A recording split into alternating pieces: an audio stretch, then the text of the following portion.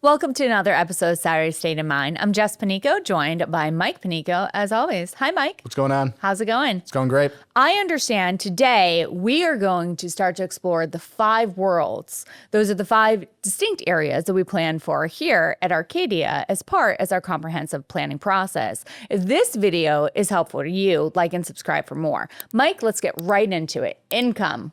Yeah, I mean, people think that when you plan for retirement, it's one thing, but it's a lot. But the good news is the foundation is you have to figure out where the paycheck's going to come from. You need money. Retirement means different things to different people. Sure. You know, I know that some people are going to be golfing every single day or taking care of grandkids, maybe seeing the world. No two people are going to retire quite the same way. Mm-hmm. But the one thing that unites retirees everywhere is they need to replace their paycheck. And you do have some amount of options. And then sometimes you're kind of forced into certain corners. Like you're going to have to turn on Social Security, right? And that's going to have certain ramifications and consequences. But the rest, because Social Security only replaces about a third of your working paycheck. Right. Now you have options. So you can draw from the bank account, you can draw from the 401k, you can draw from the Roth, you can draw pro rata across all of them. So you get to decide what your cash flow looks like, what kind of taxes that you pay. It puts all this responsibility on you for the first time ever as to how you're going to control your cash flow and what kind of budget you're going to have for yourself every single month. I think it's really interesting what you're saying about what type of life do you want to have in retirement, right? Let's define those Saturdays and how not everyone is going to, maybe not even say 2 people going to retire exactly the same. Because if you have dreams, your ideal Saturday looks like in retirement, maybe spending time in the garden, maybe going to the local beach, something like that. That's not going to be maybe as extravagant or taxing on your retirement dollars as world traveling. But even people that have similar goals and ambitions for their Saturdays and what those look like, such as going out to eat twice a week. I mean, that can look really different depending on, are you treating yourself at the local diner or are you going to the Michelin star restaurant in your own town? So I think you really first have to talk to the individual before you can solve income with what is your Saturday looking like? Yeah, and I don't think everybody necessarily knows because things do change both for better and for worse. So just as a quick example, you might be able to get away with just having one car, because if you're doing stuff together, if you're retired at the same time, and even if you still have the 2 cars, you're probably not putting the same mileage on those cars, but putting the same amount of gas into them. If you live somewhere walking distance, I mean, the villages in Florida, next to nobody owns a car. Maybe you pay off the mortgage. I mean, there's reasons that your expenses might go down. Sure. But then there's the other items that are going to serve as tailwinds. If we want to go out to eat more often, travel, be more generous around the family, some things might change there too. So yeah, it's difficult to, I think, sometimes anticipate what exactly is going to change, though directionally you probably know.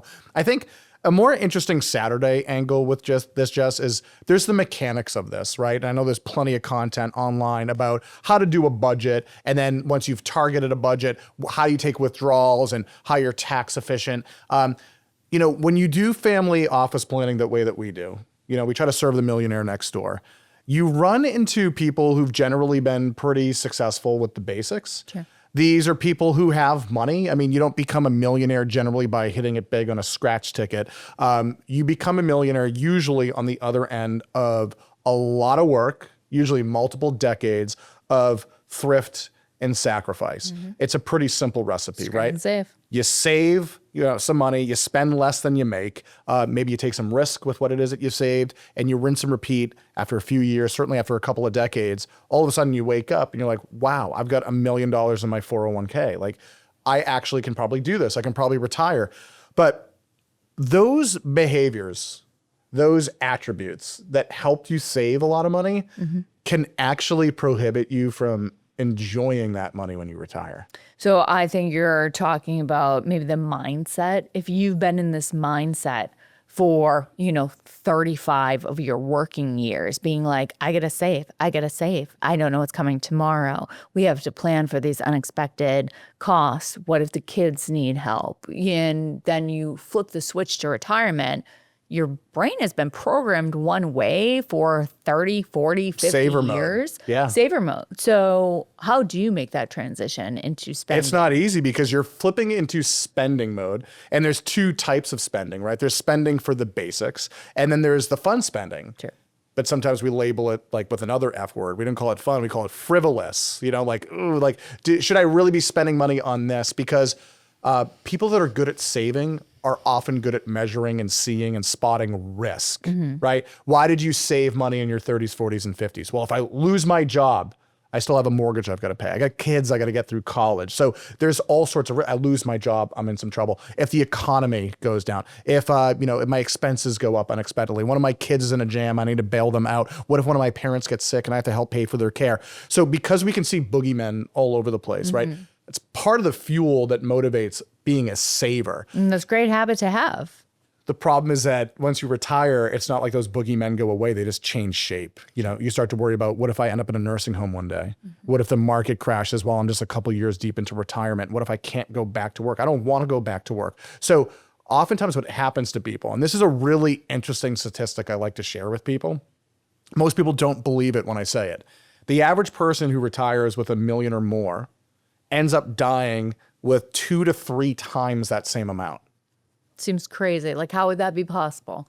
You're not earning more money, right? I think most people suspect the opposite, right? Sure. You visualize your nest egg as like a piggy bank. And so you're retired now. You stop putting coins into it. You're going to start actually taking the money out of the piggy bank. And the longer you live, the more you're going to deplete that thing, the more that you run the risk of drawing it down to zero. Sure. What if instead, though, your piggy bank is worth $1 million and you've got it invested? Let's just use some round numbers. You're earning 10% interest every year. Okay. So that's $100,000 worth of interest. Yeah. What if you don't need all of that? What if you're not spending all of it, right? Maybe Social Security is paying you 40, 50 grand a year. Maybe on top of that, you just need another 40 or 50,000 from the piggy bank. So what happens to that extra interest? It's compounding. It just sits in the piggy bank, right? So if you can't spend all of your interest, the only natural result with that piggy bank is it's going to get fatter. Sure. It's not going to go down. So now you kind of have like a different issue. Do you want to just enrich all the kids and grandkids? Is that the objective of this exercise? Living every day like it's Saturday is first and foremost supposed to benefit the person that saved the money. So what we're trying to put on exhibit here is you've worked really hard to get to where you need to be. And there's all sorts of tactics that you can deploy to come up with all the X's and O's, the dollars that you need, make it tax efficient. But how do you find permission, right, to actually enjoy the full fruits of what your nest egg is capable of producing without running into all those boogeymen, without feeling guilty over it, right, without feeling frozen or stuck? This is really kind of the crux of a lot of the conversations that we have, and trying to unpack this. There's no real easy answers, but it's really where the conversation needs to start, right? Because the tactics are one thing, but making sure that you're living every day like it's Saturday and having this mindset and finding it for yourself and being comfortable and living inside of it is the hard part. Yeah, I think sometimes our harshest critic is ourselves, right? And what we're doing there. If this information is helpful, like and subscribe for more. You know, Mike, you mentioned about you can find all these online tools and do these budgeting exercises.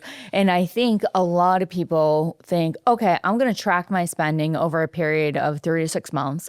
So maybe I can predict how much money I need in retirement. But what I think a lot of people don't take into consideration is, sure, maybe when you retire, your first year, 2 years, 5 years, you're doing a lot of activities. Maybe you're spending a lot of money, but are you going to have that same lifestyle 10 years post-retirement, 15 years post-retirement? And that's something a lot of people don't take into consideration when they plan. Yeah, because your first 5 to 10 years of retirement, the go-go years when you have your health and you have your energy, that's where you're probably going to try to do the most, especially those things that are on the bucket list, see the sights, help people out, whatever it is. Finding a way to give yourself permission to do that is hard.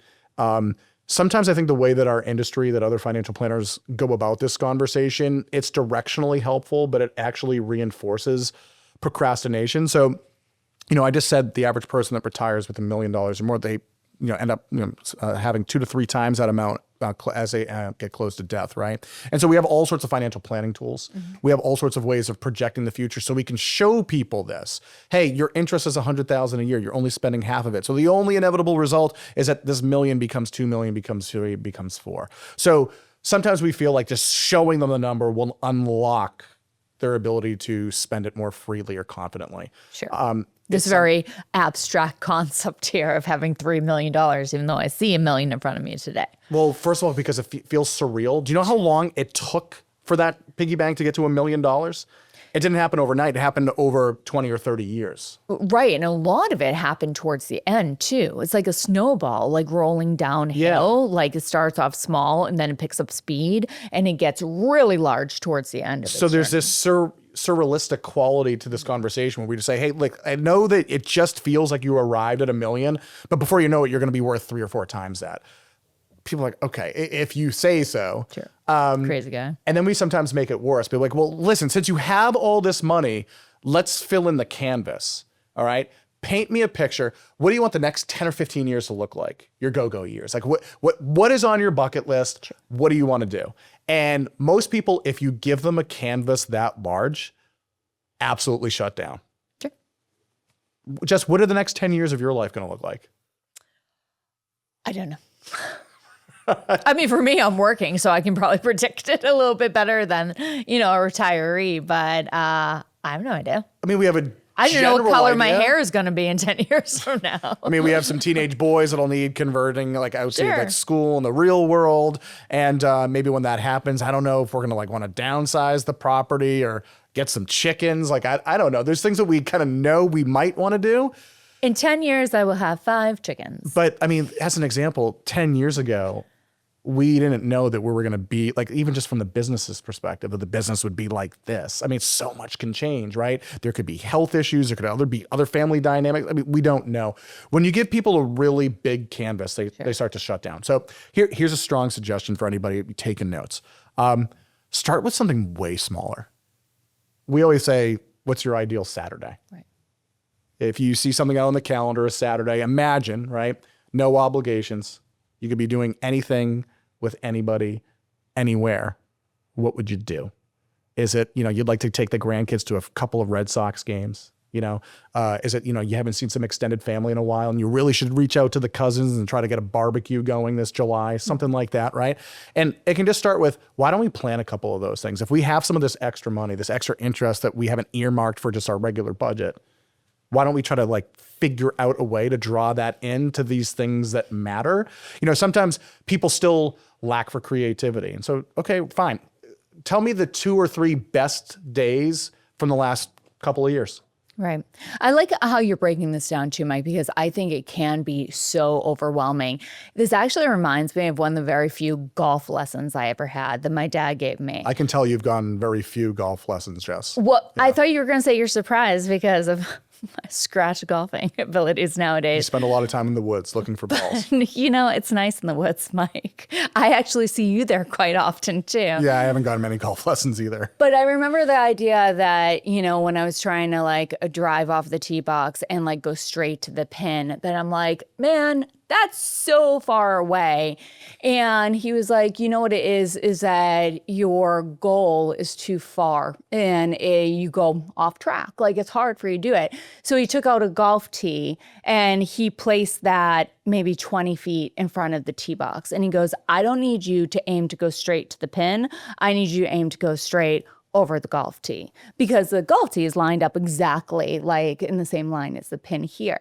And what he was doing is really the same as this concept here. Instead of making something so big and onerous and thinking, how would I ever know what I want to do in 10 years? Why don't you start with 20 feet in front of you first? Yeah, 100%. Yeah, that's cool. Hey, if this was helpful to you, like and subscribe for more and watch one of our other videos on the other worlds when it comes to retirement planning. Next up is on investments and inflation. We'll see you there.